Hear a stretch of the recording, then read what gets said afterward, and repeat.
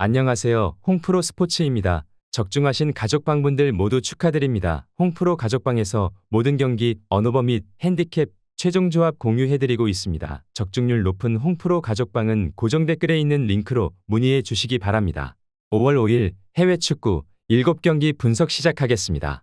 첫 번째로 아인트호벤 대 스파르타 로테르담 경기 알아보겠습니다. 먼저 아인트호벤은 리그 1위를 달리고 있다. 2위인 페예노르트가 패하고 호벤이 이번 경기에서 승리한다면 리그 우승을 확정 지을 수도 있는 상황이다. 리그 최다 득실차 기록까지 넘볼 수 있기 때문에 동기부여는 충분한 상황이기도 하다. 직전 헤렌벤과의 원정 경기에서처럼 대용과 틸만 바카요코를 중심으로 강한 압박과 지공 중심으로 주도권을 가지고 경기를 이끌어 나갈 것으로 보인다. 참고로 올 시즌 홈에서 득점을 놓친 경기가 없기도 하다. 이어서 스파르타 로테르담은 유럽 대항전에 진출하기 위한 치열한 경쟁을 펼치고 있다. 9위 고어헤드와 승점 차는 고작 한 점이다. 호벤과 마찬가지로 동기부여는 충분한 상황인데 지공을 선호하지만 상위 전력을 상대로는 실리적인 운영을 보여주기도 한다. 지난 아약스와 홈 경기에서 나쁘지 않은 결과를 보여주기도 했다. 하지만 올 시즌 상위 6개 팀 원정에서 전패를 기록하고 있다. 설상가상으로 핵심 이선 자원인 페르스에른의 부상으로 역습의 위험도는 더욱 낮아진 상황이기도 하다. 여러모로 힘든 일정이 될 수 있을 것이다. 아인트호벤의 홈 질주를 멈출 만한 팀은 보이지 않는다.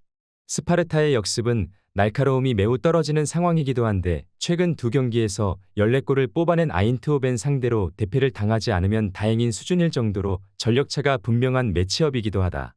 아인트호벤 승리를 추천합니다. 두 번째로 헤라클레스 대 발베이크 경기 알아보겠습니다. 먼저 헤라클레스는 강등권과 승점 7점 차로 강등 위험을 느끼고 있지는 않을 것이다. 남은 리그 경기는 3경기다. 언제든 뒤집힐 수 있는 상황이고 최근 2연패를 기록하며 분위기는 좋지 못한데 주로 역습을 선호하는 팀이지만 라인을 내릴 것으로 예상되는 발베이크를 상대로는 지공 중심의 주도적인 경기 운영이 예상된다. 아쉬운 점은 한손이 부상으로 출전이 확실시 되지 않는다. 공격 핵심 자원 결장은 뼈아플 것이다. 실제로 지난 두 경기에서 고작 1득점에 그치기도 했다. 이어서 발베이크는 강등 플레이오프 자리를 두고 경쟁 중이다. 15위 엑셀시오르와 승점 차는 단 한 점으로 매 경기가 결승전과 같은 심정일 것이다. 동기부여는 확실한 상황이다. 선수비 후 역습을 선호하는 팀답게 이번 경기에서도 웅크리는 전략이 예상된다. 장신 공격수 민을 중심으로 전개되는 롱볼 전략이 꽤 유효한데 다만 앞선 3경기에서 기록한 8실점 중 6실점을 후반전에 기록하며 승리를 놓치는 상황이 지속해서 발생 중인데 수비 집중력이 떨어지는 모습을 자주 보이고 있다. 핵심 측면 자원이 없는 헤라클레스가 수비 라인을 내릴 발베이크를 상대로 위력적인 공격을 보여줄 수 있을지가 의문이다. 발베이크는 최근 롱볼 전략으로 재미를 보고 있기에 득점은 기대해 볼 만하다. 다만 불안한 수비 집중력이 모든 걸 허사로 만들 가능성이 높아 보인다. 난타전 양상도 가능한 매치업이다.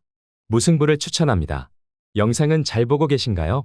핸디, 언오버 및 최종 조합 공유받아 보실 수 있는 가족방 입장 방법 알려드리겠습니다. 첫 번째로 영상 하단에 댓글을 클릭해 주세요. 두 번째로 댓글에 링크를 클릭해 주세요. 마지막으로 채팅 참여하기 후 메시지 주시고 답장 기다려 주시면 됩니다. 나가기 하시면 가족방 입장 시켜드릴 수 없습니다. 언제든 편하게 문의 주시기 바랍니다. 세 번째로 칼리아리 대 레체 경기 알아보겠습니다. 먼저 칼리아리는 홈에서는 확실히 강한 편이다. 아탈란타와 유벤투스를 상대로도 승점 4점을 가져오는 모습을 보여주기도 했다. 물론 칼리아리가 홈에서 공격적인 면모가 확실히 나아진다고 하나 레체가 시즌 중반처럼 수비가 무기력하게 무너지는 모습을 보여주는 팀은 아니라는 점을 참고하는 편이 좋을 것이다. 이어서 레체는 후반 에너지 레벨이 떨어지는 시점에 약한 모습을 보이고 있다. 압박을 적극적으로 가져가는 상황에서 간단한 원투패스로 레체의 수비진이 매우 허술하게 무너지는 면모가 강했다. 다만 최근에는 4-4-2 포메이션으로 가면서 간격 유지에 초점을 맞추는 것으로 승부를 걸고 있다. 압박을 쉽게 분쇄하는 밀란 정도를 제외하면 크게 수비가 흔들리는 모습은 아니었다. 칼리아리가 홈에서 강한 면모를 보여준다고 하나 결국 레체가 4-4-2로 간격 유지라는 장점을 얻게 된 상황이다. 에너지 레벨이 떨어지는 시점에서 원투패스로 무너지던 레체가 아니다. 물론 레체도 공격수들의 활약이 부족하면 빌드업 양상 자체가 답답해지는 면모를 보이기도 한다. 무승부를 추천합니다. 네 번째로 오사수나 대 레알 베티스 경기 알아보겠습니다. 먼저 오사수나는 최근 모습에선 득점력에 신뢰를 주긴 어려워 보인다. 일단 16골을 넣고 있는 부디미르가 이탈한 시점에서 오사수나가 전방에서 그다지 할 수 있는 것이 많은 상황은 아니다. 그나마 키가 큰 가르시아가 떨궈주고 미드필더가 세컨볼을 넣는 식이 기대되는 정도다. 물론 여차하면 강한 압박과 수비로 전환하면서 오사수나가 베티스의 지공을 억제하는 것은 기대해 볼 수 있을지도 모르겠다. 이어서 베티스는 압박을 해오는 상대에겐 꽤 기복을 보이는 편이다. 지난 경기 세비야를 상대로도 그랬고 라요나 지로나를 상대로도 아쉬운 패배를 당해야 했다. 중앙에서의 지공에 능한 편이지만 결국 상대가 틈을 낸 것을 빠르게 찌르는 역량은 다소 부족해 보인다. 원정에서는 생각보다 이 기동성 문제 때문에 압박 시퀀스에서도 기복을 보인다는 평이다. 결국 오사수나가 지공을 막아낼 수 있느냐 없느냐가 될 것이다.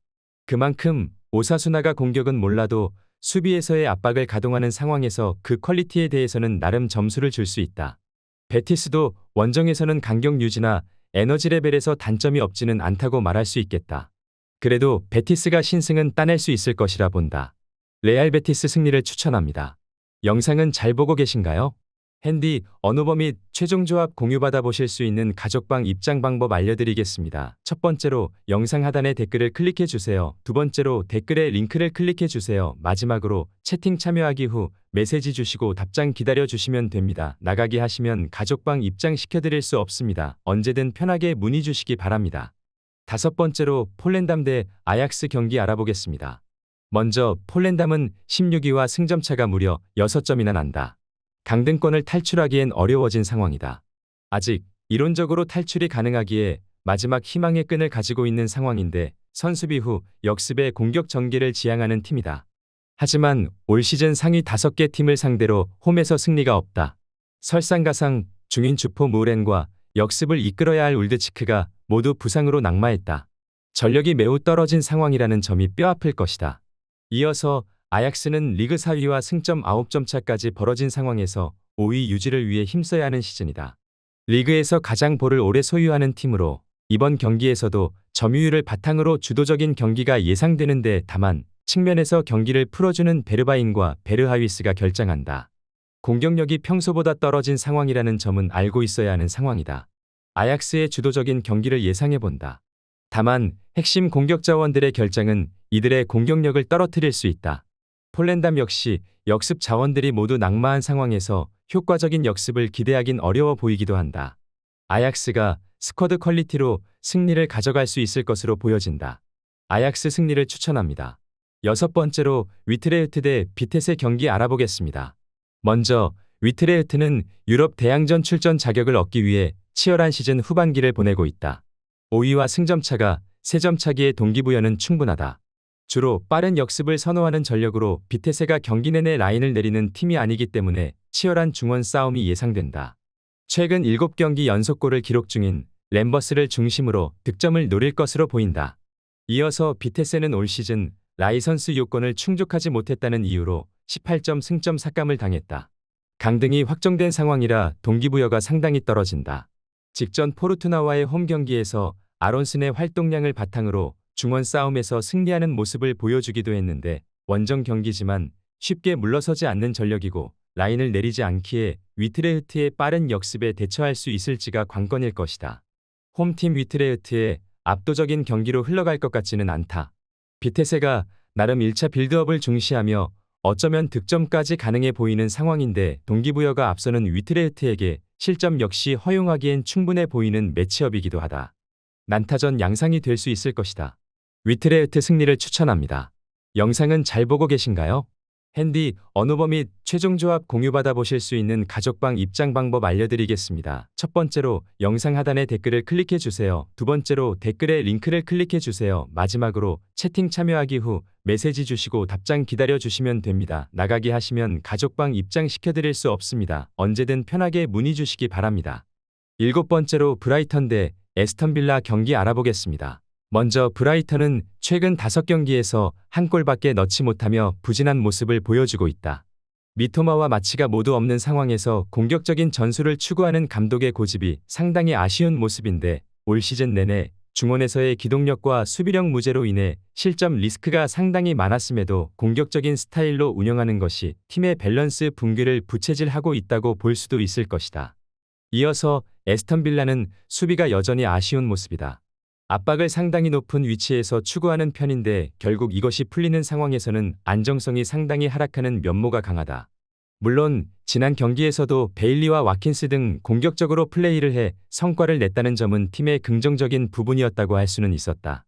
올 시즌 브라이턴의 수비적인 문제가 지속되는 가운데 공격력 또한 미토마와 마치의 공백이 느껴지고 있다. 그나마 에스턴 빌라의 압박이 풀리는 상황을 노리는 것이 가능하다고 할 수는 있겠지만 에스턴 빌라의 공세를 올 시즌 내내 문제를 보이고 있는 브라이턴의 수비가 버텨줄 수 있을지가 의문이다. 에스턴 빌라 승리를 추천합니다.